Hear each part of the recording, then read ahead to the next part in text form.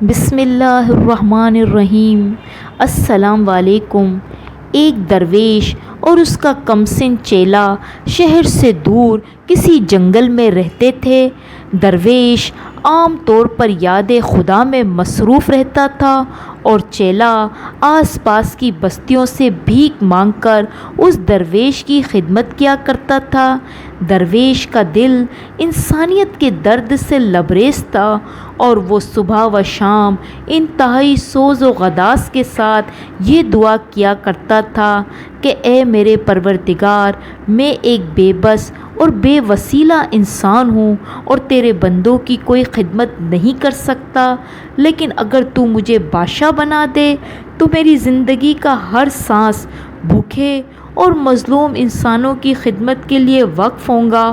میں یتیموں، بیواؤں اور نادار لوگوں کی سرپرستی کروں گا۔ میں محتاجوں کے لیے لنگر کھانے کھولوں گا اور رشوت خوروں کو عبرتناک سزائیں دوں گا۔ مظلوم مجھے اپنی ڈھال سمجھیں گے اور ظالم میرے نام سے بھی کانپیں گے۔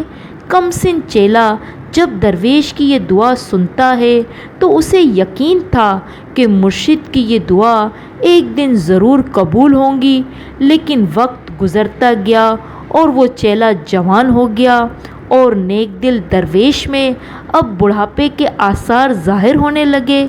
رفتہ رفتہ چیلے کے اعتقاد میں فرق آنے لگا، یہاں تک کہ اب درویش دعا کے لیے ہاتھ اٹھاتا تو وہ اس کے قریب بیٹھنے کی بجائے چند قدم دور بیٹھتا اور دبی آواز میں یہ چیلا اپنے لیے دعا کرنا شروع کر دیتا اور کہتا، اے میرے پروردگار، اب میرا مرشد بوڑھا ہو چکا ہے، اس کے بال سفید ہو گئے ہیں اور بینائی جواب دے چکی ہے۔ اب وہ تخت کی بجائے قبر کے زیادہ قریب دکھائی دیتا ہے۔ اگر تجھے ایک نیک دل بادشاہ اس رعایا کے لیے پسند نہیں ہے تو تو مجھے بادشاہ بنا دے۔ میں عہد کرتا ہوں میرا ہر کام اپنے مرشد کی خواہشات کے الٹ ہوگا۔ میں ناداروں کو اور زیادہ نادار بنا دوں گا اور بے بسوں کو اور زیادہ بے بس اور مظلوموں کو اور زیادہ مظلوم بنانے کی پوری کوشش کروں گا۔ میں ڈاکوؤں کی سرپرستی کروں گا اور شرفاؤں کو ذلیل کروں گا۔ ابتدا میں تو یہ چیلا چھپ چھپ کر دعائیں کرتا تھا، لیکن ایک مدت کے بعد اس کا یہ حوصلہ بڑھ گیا اور پھر جب مرشد دعا کے لیے ہاتھ اٹھاتا تو وہ بھی اس کے قریب بیٹھ کر بلند آواز میں اپنی دعا کو دہراتا۔ پھر وہی ہوا، اس ملک کا بادشاہ چل بسا اور تخت کے کئی دعوے دار میدان میں آ گئے۔ پھر بادشاہ کی وصیت پڑھ کر سنائی گئی کہ جو شخص علی الصبح باہر سے مشرقی دروازے کی طرف دستک دے اسے بادشاہ تسلیم کر لیا جائے۔ بادشاہ کی وصیت سن کر سب خاموش ہو گئے۔ اگلی صبح اس نیک دل درویش کا چیلا بھیک مانگنے کے لیے ملک کے دارالحکومت کی طرف جا نکلا اور اس نے شہر کے مشرقی دروازے پر دستک دی۔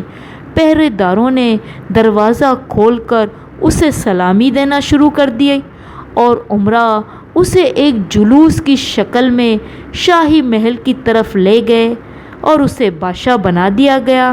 نئے بادشاہ نے تخت پر رونق افروز ہوتے ہی ایک حکم جاری کیا کہ میری سلطنت میں جتنے درویش، فقیر اور سادھو ہیں انہیں گرفتار کر لیا جائے۔ اس حکم کی تعمیل کی گئی۔ مرشد کو پتہ چل گیا کہ چیلے کی دعا قبول ہو گئی ہے۔ نئے بادشاہ نے پوری دیانتداری کے ساتھ اپنے تمام وعدے پورے کیے۔ نہروں کا پانی بند کر دیا گیا، کنویں اور تالاب غلاظت سے بھر دیے گئے، چوروں اور ڈاکوؤں کو جیلوں سے نکال کر حکومت کا کاروبار سونپ دیا گیا۔ جب ظلم انتہا کو پہنچ گیا تو رعایا نے بادشاہ کے حسب و نسب معلوم کرنے کی ضرورت کو محسوس کیا۔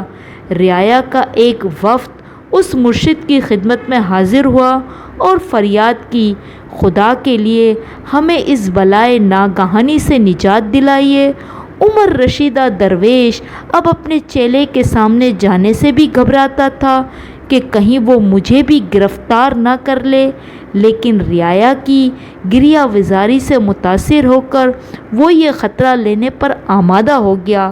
اب مرشد دربار میں حاضر ہوا تو بادشاہ نے کہا، پیر و مرشد فرمائیے میں آپ کی کیا خدمت کر سکتا ہوں؟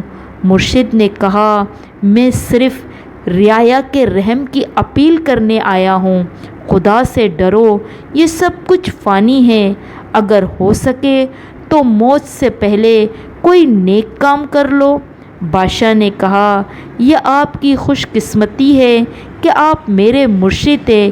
آپ کو یاد ہے ہم دونوں ایک ہی وقت میں دعا مانگا کرتے تھے۔ اگر ان لوگوں کے اعمال ٹھیک ہوتے اور قدرت کو ان کی بھلائی مقصود ہوتی تو آپ بادشاہ بنتے، لیکن یہ لوگ بدبخت تھے، انہیں اچھے برے کی تمیز نہ تھی۔ قدرت نے ان کے اعمالوں کی وجہ سے مجھے بادشاہ بنا دیا۔ اب میں مرتے دم تک اپنی بات پر قائم رہوں گا۔ اگر قدرت کو ان کی گریہ وزاری پر رحم آ جائے تو میری زندگی کے دن پورے ہو جائیں گے۔ درویش نے کہا، تم ٹھیک کہتے ہو، اگر یہ لوگ قدرت کی طرف سے انعام یا بہتر سلوک کے مستحق ہوتے تو میری عمر بھر کی دعائیں یوں رائگاں نہ جاتی۔ پھر درویش مایوس ہو کر دربار سے لوٹ گیا اور رعایا اس چیلے کے ظلم و ستم کے عذاب کو برداشت کرتی ہی رہی۔ اگر آپ ہمارے چینل پر نئے ہیں تو پلیز لائک اور سبسکرائب لازمی کیجیے گا تاکہ دلچسپ کہانیاں آپ کو بر وقت ملتی رہیں۔ ملتے ہیں ایک نئی کہانی کے ساتھ۔ اللہ حافظ۔